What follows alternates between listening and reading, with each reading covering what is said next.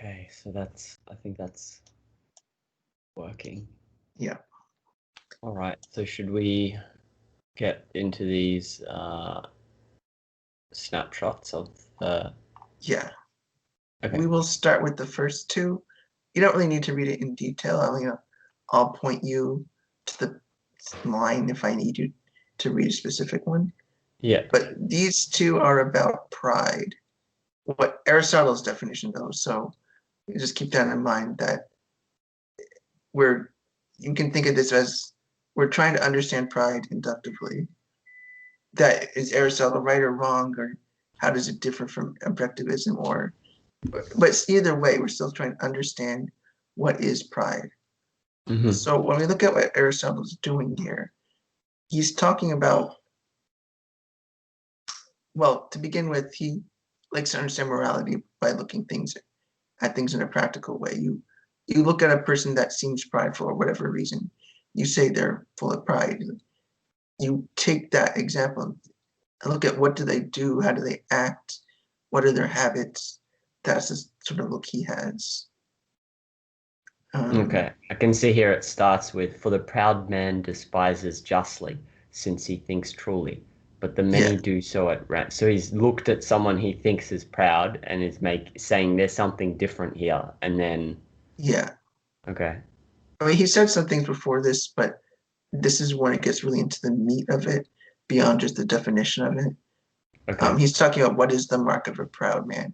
He's just not necessarily, he's not picking out of thin air, but he is thinking of things that he refers to the proud man, not just, he's not merely trying to deduce what some ideal is to figure out what you do here, but he's just describing the man who has pride. He's not even making a judgment here. He's just describing what it is. Okay. I mean, you can tell that he has some judgment in mind, but he's just saying this is what they do. He's taking that information. So in that first page I have there as things like, it's characteristic of the proud man not to aim at things commonly held in honor. Can you quote the side before so I can find where you're reading? There's those little paragraph numbers. Yeah, page 70, about line number 23. Number 23. Okay, cool. I found it. So again, it is characteristic of the proud man not to aim at things commonly held in honor, or the things in which others excel, to be sluggish and to hold back except where great honor or great work is at stake. It sounds to me that he's saying that even when you see a proud man, he's not even doing things that what people see as common or typical. He's not really acting in that way. He's just aiming at a few deeds that matter. I mean, to him, that's what Aristotle is looking at, that type of person. Mm-hmm. So, I mean, maybe going along these lines, is there an example of what you can think of as a prideful person that you would describe them as doing?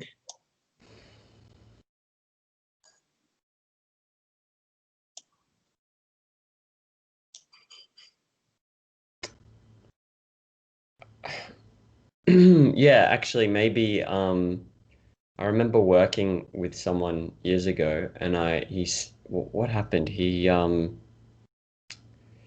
There was I used to work in a casino, and so we were like chip dealers, and there was this guy I worked with, and one of the managers said something to him was disrespectful in some way. That's all I understood of it. And he said to me, like, "Yeah, I'm not here to make, like $20 an hour to take this from someone. Like, I'm not," something like that. He was willing to basically risk not working there over being disrespected by this manager because he didn't see the money or finding another job as being that much of it. Well, it didn't bother him that it was a hurdle. It's just that he was too. I guess that's how I think of it. I don't know if that's though something I've actually observed in people or just a label I've given them from watching a movie, and pride is like someone who doesn't accept help or something like that. So, but I mean that's all that came to mind. So that example is the first one. Yeah. I mean that's something to start with, and I mean it's starting to reason like this. Just coming up with examples and using that to come up with something. You're not, what we're doing here is we're not coming up with the exact idea right offhand. We're Right. taking something we observe in reality. And or right now, how would you define pride? Like, don't, without looking anything up, just how would you phrase the definition of pride? Um,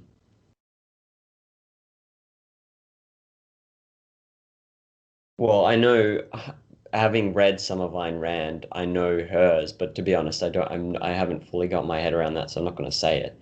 Um, I don't know. Like, I actually don't know what pride is. That's the honest. Um, I don't think I know what pride is. It's just something about.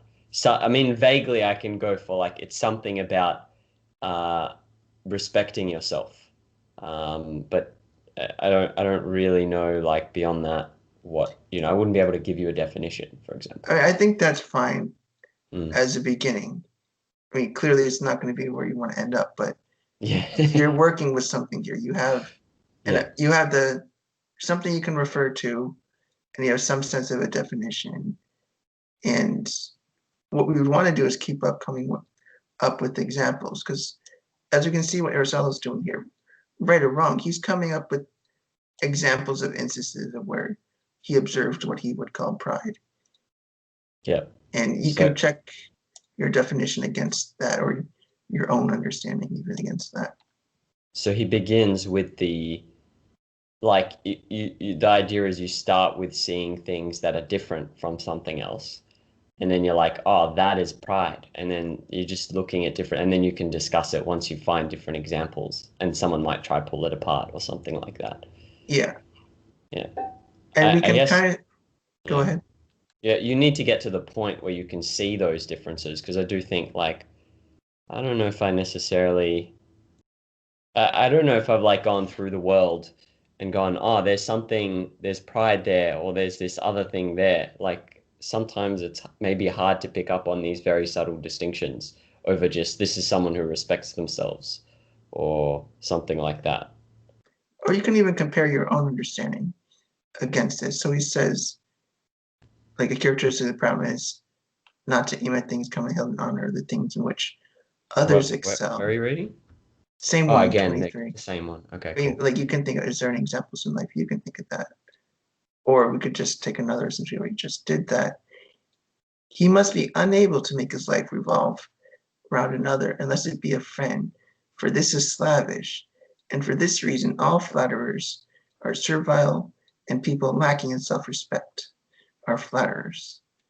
Like, can you think of somebody like that? They don't make their lives revolve around someone else unless they're a friend. In at least in this sense that Aristotle's talking about. Um, I mean, yeah, I yeah, mean, yeah, that's easy. So I don't.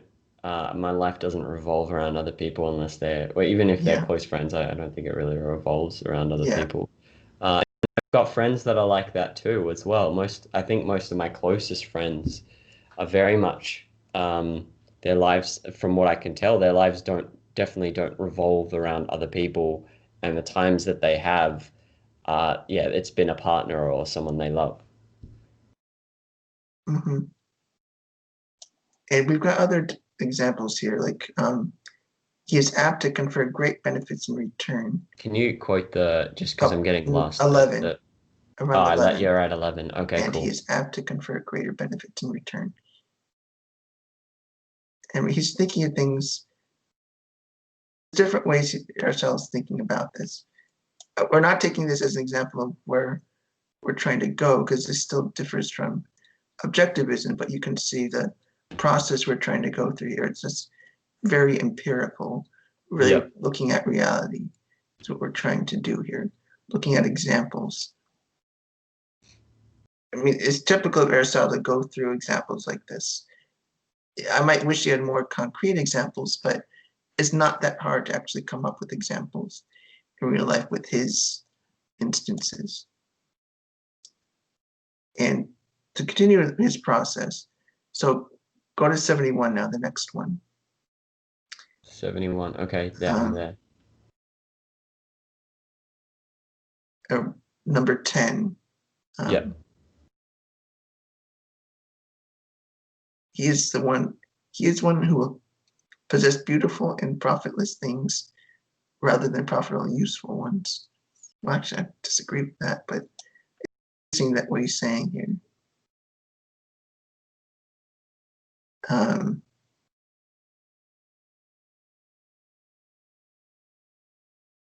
But I think he might be referring to something else. Yeah, I don't know what he means by beautiful and Yeah, maybe art. yeah, probably.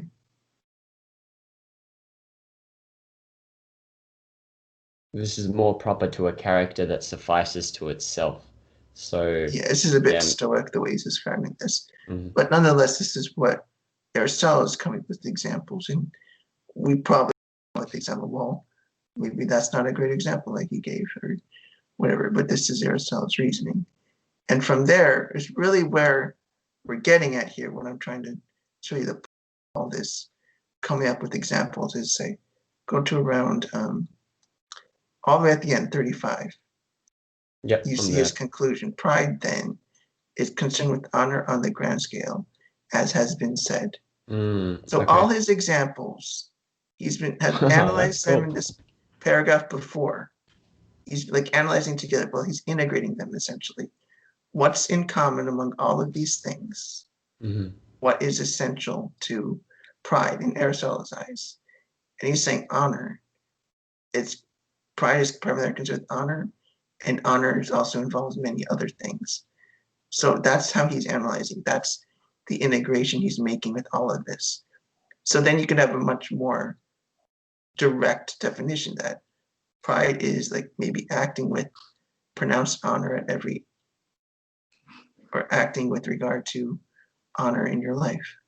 And that could be a way of defining it. But as you can see here, that's what we're doing. We're getting all these examples and they're trying to find similarities and differences.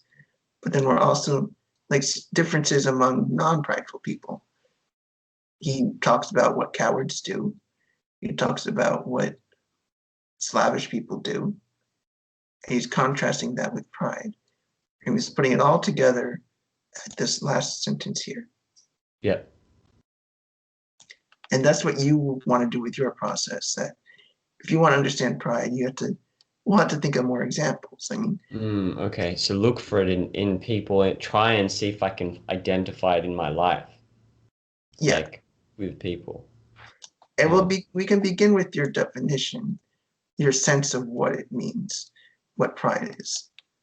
Um, I think it's really crucial to have examples in mind and maybe not worry about is it the right example, but as much as when I say pride, who do you think of? Like in okay. literature, even. Is there Um, somebody you don't know that you yeah. think is No, pride? no, I think when I think pride, I think of Howard Rourke. That's the first thing I think of.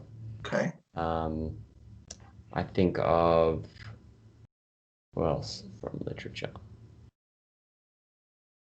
Or throughout history, is there one that you think stands out to you in your mind? Um,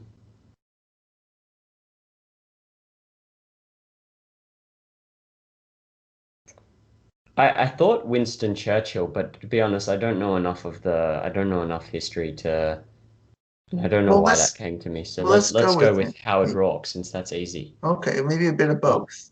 Okay, You we'll can do between yeah. both. Like, okay, what to you is prideful about Howard Rourke?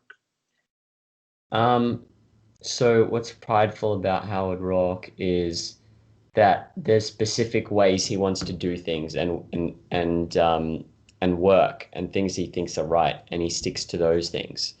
And he doesn't want to like he has a certain view of what architecture should be, and he doesn't compromise on that.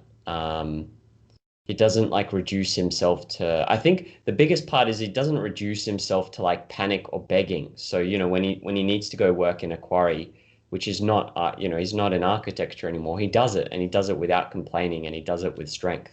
I think to me that's what I think of as pride. Like maybe more that than that he's not like ever reduced to this kind of mess of um, no matter what he's doing, he's composed. Yeah, and so we can see by saying pride, you're trying to encapsulate that thinking. But we can break that down a bit further. You're saying he's strong, he's not reduced to begging. Yeah. Well, why do those things matter? How are those relevant to the way anybody leads their life? Why does it matter that he does that? How does it affect the way he lives his life? I think it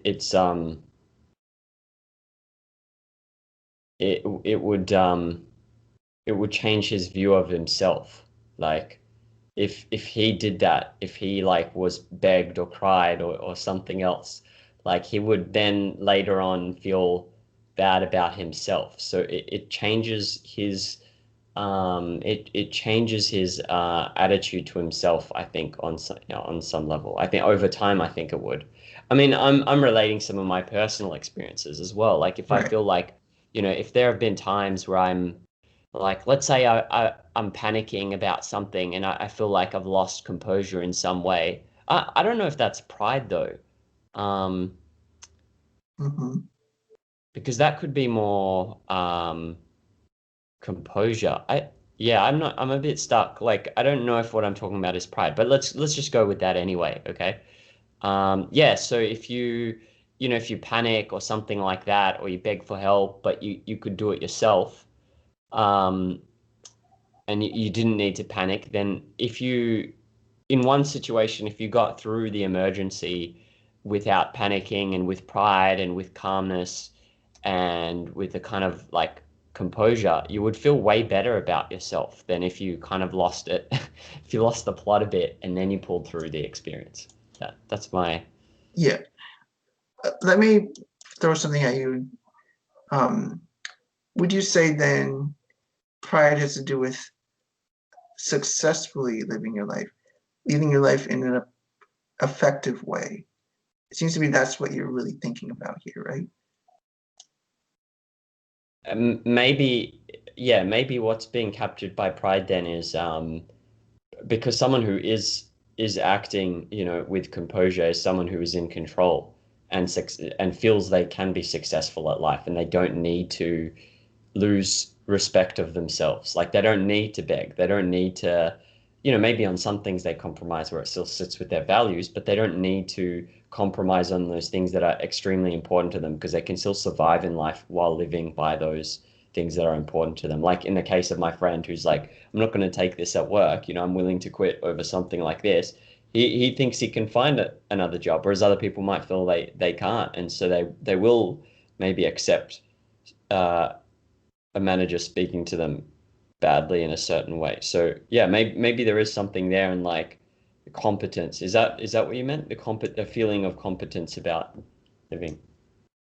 Yeah, I mean that's what it sounds like you're getting at here. That's what you're when you're saying these things, that seems to be what's in common. Would you say that? Of the things you're talking about, is that something that's in common among all these things you're talking about? Well, it is one of the things in common, but then what Okay. about composure? Like that, well, I don't know if that's a separate concept, but composure of like not if you feel a certain way, not letting that feeling dominate. I don't know if that's in common with my friend though. No. Okay, so that's not the thing in common. Composure is one example is composure, but then um, yeah, I guess the thing in common would be even an implicit attitude of these are only two examples, but that's fine. One of the things in common would be an implicit attitude of like I'm competent enough to figure this out. I don't need to panic. Hmm.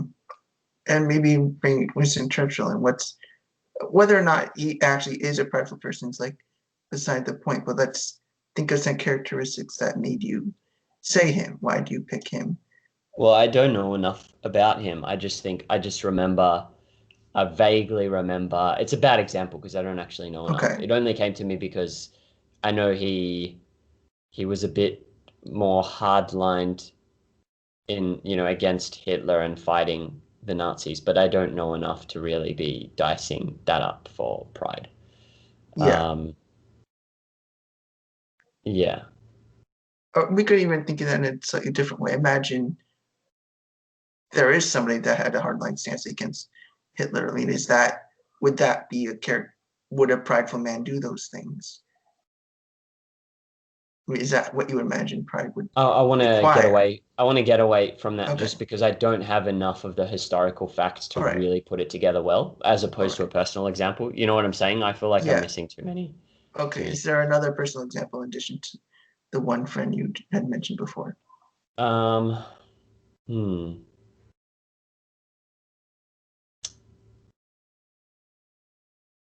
Well, I can tell you something that comes to mind, and then we can explore it further, which is interesting. So, I always associate someone who doesn't accept, like I heard of these. I remember hearing in the news of this family with like 16 or 17 children who didn't accept government support because the government pays people if you have, you can get payment for your children, Yeah, and they didn't accept it because they said they I can't remember what they said, but they were like, we can pay for ourselves or something like that. And I remember reading that and I was like, oh, that's interesting because like most people I feel like would just take the payment. What is going on there that they're like not? And then I guess that is just a subconscious association, but we can explore it because I don't know if it's true. But if I look at that example, I guess there is also that thing of competence to succeed in the world, do or be able to provide for yourself. There's some kind of confidence there because I mean, of course, you need that sense of confidence to not accept payment from the government when you've got yeah, 17 children to support. yeah.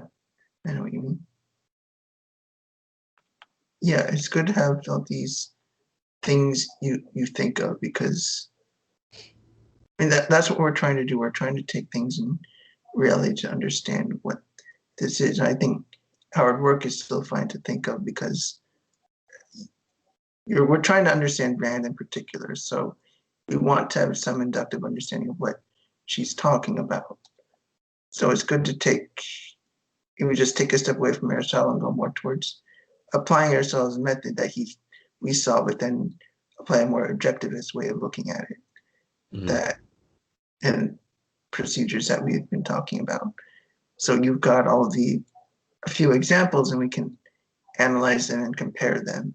Really, it's the comparison that's always important here because you're trying to understand what the stuff that makes her pride. You're trying to look at what does work do, what does your friend do, or is this other person who rejects government help, is that pride necessarily? I mean, you were talking about self-sufficiency clearly, but we can look at like, well, or at this point, would you modify your definition of pride given what we've been talking about so far? Well, remember my definition was pretty vague to begin with, which Yes. was something to do with self-respect. But Yeah. so Would you no, change it yet, or is it still the same? um, so self maybe it's a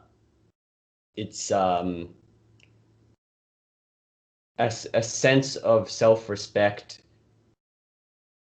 and self-efficacy or like self-confidence in what did we say? We said like uh Effectiveness of living, things like that. effectiveness of Living well. living. Yeah. Yeah, Living. like a sense of being effective at living embodied by a person and then Mm-hmm. consequent self-respect. I don't know, I need some jumble of those. Yeah, I mean that's fine. We can also understand what is the objectivist understanding, even if you don't like really understand it deep down. You probably could ex- say what it is without understanding it. Like I could say that the definition is to do with like self-esteem, productivity, and rationality. And I could tell you a prideful person is one who takes their life seriously and rationally and carefully and productively. I mean, that's what we know where we're trying to go, or at least what Rand wants to prove, and we'll see is she correct. If we want to understand objectivism, how did we even get from our um, experience in life to that conclusion? Yeah, We don't want to just gulp it down and agree with her and say that's great. just what pride is. Like you have to Yeah. compare your definition to hers. Like, are you that process could be like understanding her definition better, or could be understanding yours better. But either way, we're comparing to what we're trying to get to in our understanding. That's what I described about Picas's method, that you have to know what the conclusion you're trying to reach is. Sometimes if you're trying to understand something, like objectivism is not necessarily agreeing, but what's the conclusion we want to be able to reach? And if we reach it, do we want to reject it? Is there some reason it's faulty or whatever? But that's what we're doing here. So you need to start with the examples, which is, to me, is for some concepts that's difficult because there may not be the requisite amount of examples, say in a book I read, and then how do you it's hard to find it from a definition. You think you can get it, but you don't, because I know I don't get a lot of stuff because I can read it and, like I said, it makes sense, but if you ask me to then fully articulate in what situations it occurs, where it doesn't occur, like, then I don't. Once I get there, I'm like, oh, I know I don't get it. Mm-hmm. Yeah, I mean, it is fine to start with the definition as long as you keep in mind what what concepts it was built out of. Like if we're understanding the objectivist position, of course we unpack it to understand rationality, self-esteem, and productivity, things like that. Yeah. And that is an essential virtue that requires all the others. We can see that. And with your examples, we're trying to integrate things together to understand what are the examples we have, and would we reach a different conclusion than the objectivist one? What kind of evidence do we have? What kind of evidence is before us? And what are other ways of analyzing the same concept? So are you saying that starting with the definition is fine if you then look for examples later, but you don't really know where to look? Like, I don't know if so my question is, are the definitions a guide to look in reality into your experiences to find the thing that fits, or is it more the summation of all the experiences that you already know to identify in condensed words? Because I don't know if I can. Maybe I can, but I mean, I'm trying, but like start with the definition, then find and be able to go, yes, it's that and that and that. Yeah, it's more of a summation. A definition, at least under objectivist understanding, is just a summation of it all. It's not an exhaustive explanation of the concept, but it's one that describes the essential features. So if it is a valid concept, you should be able to find an example in reality. Certain concepts are, of course, more difficult. Like if you want to understand gravity, you can't just point to gravity and that's that. It's actually a much more complex relationship than it is things that fall. I mean, it's more than that. But if you want to reduce gravity to something perceptual, something you can understand, probably the only way you could start is the definition, I would think. But then you can look for examples in reality. Can this be observed in reality, or is it just a figment of my imagination? Can I link it to examples? And sometimes it might take a long time to figure out what the link is. Science can be like that, but for something like pride, it wouldn't be that weird to say, yeah, there's definitely something in reality. I just need to find what people refer to. It does get complicated because definition, not strictly speaking, whatever you want to refer it to, but it's a way to understand if the word you're using, the way you think of it, is connected to reality. And that's what definition can guide you there. You can take for granted that it refers to something in reality, but if you really want to validate and check and go over, you take that definition, then try to come up with examples to really get into it. Okay, so so you're saying you can start with the examples. I'm just thinking of David Oden's reply where he makes a distinction between. I never thought of this, but I guess it makes sense. He makes a distinction between concept acquisition and formation. So I just understood Right. Formation is like someone's formed a new concept, no one else has formed it before, and then they can point to specific examples, but the process of acquisition is one of like someone shows you the examples and then you can get to the concept, but they've already like led the way, you know, so there's less of a load on your brain. That's how I Yeah. understood it anyway. Yeah, I mean, Yeah. I would say that's what we're trying to do here. We're doing concept acquisition. Like the Mm. concept pride is formed. We know somebody has it, somebody thinks about it, and it's useful when somebody's claiming it's valid, Well, i.e. it's the band formed. is Yeah, once claiming we it. validated it, we can say that. But yeah. That's why it can be okay to use a definition here because we're using something somebody already understood. We're just trying to Mm. almost, in a way, recreate the process they went through. But they did a lot Okay, of the I heavy got lifting already that you. you Uh-huh. don't really need to like start over. You don't need Yeah. to invent the wheel, but you kind of need to know, well, how was the wheel invented? Then it's easy to really get from there. Oh, cool. It's interesting because a lot of these words and the virtues, even pride, like to some extent, like I mean, I just demonstrated it now. I've got a pretty vague understanding. I can't like rattle off, 20 examples, Yeah. which you'd think that there's probably a lot of these concepts that are there. Someone's observed them in people, but I don't have them, and I bet a lot of because I think a lot, and I still don't have a lot of these concepts. So it's probably a lot of these concepts are not even being used and for Hmm. for thinking. Yeah. Just to give some examples of myself when I try to think of what pride is, Yeah. I can't come up with examples quickly, but that's probably because I've thought about it a whole lot in the past, and now I can come up with examples. But I think of artists that I'm a big fan of, like David Bowie. I would describe he has pride. I mean, just pops in my head if you say pride, I think of him. Or I might Yeah. think of the drummer of from Rush. He's very he would be as a defined as having pride. Or historical figures, probably Alan Turing. I would say to an extent. I would say Alexander Hamilton.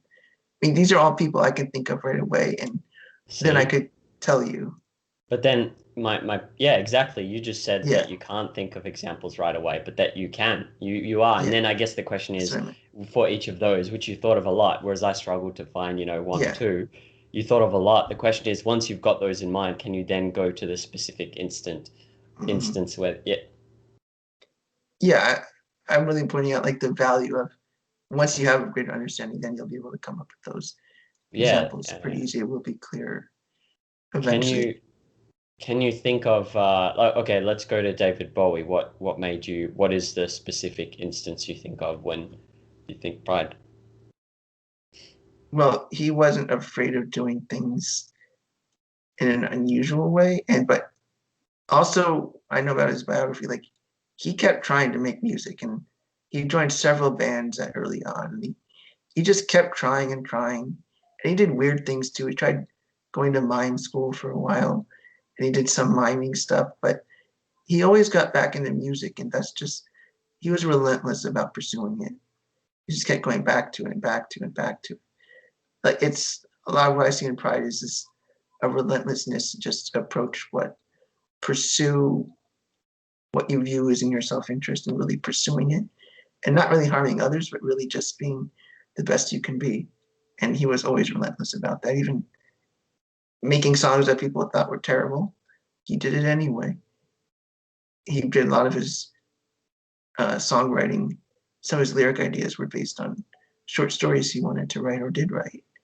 So he really has this approach to everything and being putting his all into it and even willing to make mistakes and acknowledging them when he makes them. He was addicted to cocaine for a while and he got over it. He admitted that he had a problem and he did whatever he could to fix it. Like he completely rooted himself in a situation. He moved to Germany, lived kind of on his own for a while, out of fame. And so he's really going to the full yard, the full 9 yards or whatever the phrase is, to really go for the best in his self-interest, not just how he felt good about pursuing music, but when things went wrong, he knew how to fix it and wanted to be a better person, things like that. And to me, those are signs of pride. So there was a few things, and then the persistence or the perseverance, is that part of pride as well? I would say that's reflective of productivity. Because if you're relentless, it's usually those are productive people. They're always making something, He was always Mm. doing something creative with himself. Yeah. And he had the self-respect for himself that he deserved it. And he thought about it too. Like he succeeded because he found the right pursuits and the right people and even the right persona that he wanted to show. So does this go back to, the whole the thing you brought up about the gold bar? Because these are all different. Like Kind of. I don't think of, like when I think perseverance or admitting you're wrong or um yeah, when I think of those things, I don't immediately think of pride. So is this another case of like all those things go into pride, do you think? Um, it may be to the extent that I've studied that pride really seems to be about flourishing, which we had talked about. Like to Pride seems seek to be what, pride sorry? about flourishing, Okay. that if you seek pride, it's really seeking the absolute best and seeing your work as yourself as worth it. I mean, that's a big part of it. That you have to be rational, you have to be productive. But the reason all these things fit together is because how much they serve your flourishing. That of all the virtues and all the behaviors, like pride is the most reflective of the actions and behaviors and mindset necessary for flourishing. Okay. That's the difficult. I mean, yes, that is difficult. Like that's really piecing it all together. Um, but that's why you sometimes you start with just examples. You don't always have to worry about do they fit exactly because there's a lot of information to think about. I clearly broke down a lot of information about David Bowie, Yeah. but the key is that you have examples you can think of, then you could break it down further and look to analyze it. You can analyze like, okay, this person's prideful. What like, how does this affect their life? How does it affect their thinking? Because I think you understand pretty well that ethics ought to be about the like science of figuring out the principles necessary for your flourishing. Yeah. So we want to phrase moral questions in that kind of way. How does it contribute or hinder you from maintaining your flourishing? We could break pride up into that kind of way.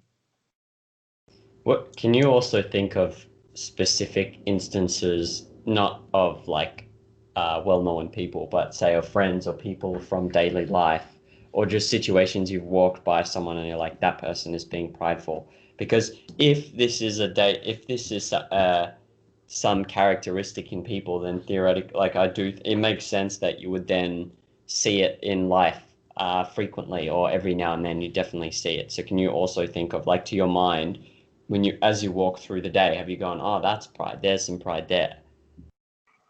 Have you had that experience? Obviously now it's It's different because we're hard. in lockdown. Everywhere's like lockdown, so there's less socializing. But I can't think offhand. There's definitely been people like I've admired their work they put into something.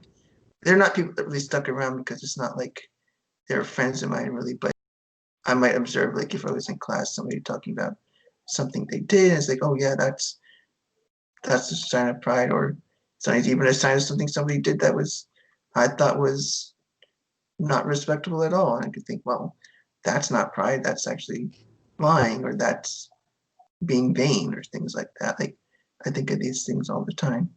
okay. Yeah, Um, because I don't. I mean, that's the goal. I feel like that's the goal, being able to, if I can identify it in other people, um, and as I walk through life, I'm like, oh, that's pride. That's not pride. That is pride. I never think like that, by the way. But if I could, then it wouldn't be that much of a step to then identify acts in myself that are prideful and not prideful. yeah. Um, so that would be a Mhm. good to me. Like obviously you can start with I could start with historical figures, fictional characters, and then the ideal then the best thing would be to progress to the point where I'm seeing it in this everyone around me and Mhm. then to myself. Yeah. Also, something to point out here because kind of what I'm doing is reduction. I'm trying, you take a definition or Rand's definition or your working definition and trying to reduce it to the perceptual level because the perceptual level is what's immediately present to us and what we could look at and what everything's connected to. Yeah. So that's what we're trying to work towards. We're trying to say, what are the examples? And maybe we're starting almost too abstract, maybe. we're saying, oh, there's a lot of things to take in. So maybe you should break it down further, which is kind of the way the virtues are broken down anyway, like honesty, justice, all that stuff. And it might be even easier to just break it down to something smaller to start with and then piece those together. We could work on like honesty or justice. Those are usually easier to work with. It's not as all encompassing. Okay. I will move forward then on the I've got obviously tons of questions about the earlier chapters, but I'll definitely keep moving forward onto the ethics so we can between, maybe intense epistemological discussions where I'm asking all questions about the metaphysics and epistemology stuff, we can then do some ethics. And then there's always something in between that's on honesty or something like that. Mm-hmm. But what about, I want to ask you as well, because what David said makes sense to me. He said that, okay, so what you're saying is we can go with the definitions and look for examples, but from what I got in one of the things he said is that, no, you first need to have the thing, you've seen it, you know what the instances are, and only then do you reduce it or create a definition for it. But you can't start from the definition and then find, you need it pointed out to you because you either have it, we don't know how people acquire concepts. The process of looking for similarities and differences is like a given in some sense. Your brain just knows, okay, that's a quality, that's length, and then I can compare this. We do that, we form those concepts automatically in some way. Yeah. Yeah. Yeah, I mean, there is a lot in what David said, and I don't remember breaking it down exactly, but I do get what he's saying. I think I agree that you can't merely have just some detached definition and expect you can get anywhere. You still, if you are just acquiring concepts, you have something to point to and you're not got it nowhere. I think I was talking before more from the perspective of concept formation, where then you might be starting out of nowhere. But if we were trying to understand an existing concept, it probably is better don't just start with the definition. You need examples, otherwise it's kind of just invention rather if than you need examples, then you need a teacher, whether that's a book or something else that gives you those examples. I would you say need so. someone to point those things out to you. Yeah, I mean, that's just the nature of learning anyway. I Yeah. mean, there's theories in psychology that explain that too, but having a teacher always makes it easier to come with those examples. So an effective teacher would help you induce it, give you the examples you need to effectively understand. Because from their perspective, they know what you need to know. They know what to give you to help you understand. I mean, that's what I'm trying to do in a way that I know the things that are important to understand, but it's hard to always just I want to just have you immediately get it, but I know it takes time to give many examples and many discussions. Yeah, I think so. But it is really interesting because it's amazing how there are these, I don't know if the common is the right word, but concepts like pride or self-esteem. But if you ask someone to point them out, I don't know if they're gonna necessarily they might vaguely get close, but it's not it is kind of vague still. It's not like you walk around the world with those concepts and you're like, oh, that's an instance of self-esteem. That's not, this is pride. This is not pride. Or at least I don't. So I want to point out something in viable values here. Well, the one on page 100, that one's mainly explaining what are values essentially, what are moral values. And it gets into the way how you know what are the right values or what does it mean to have the right values, which I remember you asking me about that kind of once, you were wondering why does it have to be life as a sin, or why does it have to be that way, why does what? Sorry, can you? Yeah. Why does life have to be the standard, or why can't it be a standard, but why can't something else also be a standard? I mean, that could help you understand that. I'm not going to analyze the passage. I mean, it's pretty detailed, so okay, cool. I'll take a look at it. Yeah. And then the other one is page 131. That's describing the connection between happiness and flourishing. And cool. Okay. And then 137, that's describing like more in depth what flourishing is. Mm-hmm. And you should be able to relate all these passages together because flourishing would inform what is a moral value and how you know what counts as a value, what values do, what they're needed for. Yeah. But importantly here, this one paragraph is the third paragraph from the bottom in 137. So The my the claim third. that third from the Oh, I bottom, got it. I found it. Yeah. the activity of flourishing, of living in a life promoting manner, is crucial to survival. Um, she said the additional element that is important to digest is that the feeling of flourishing, contentment, and happiness itself fuels life.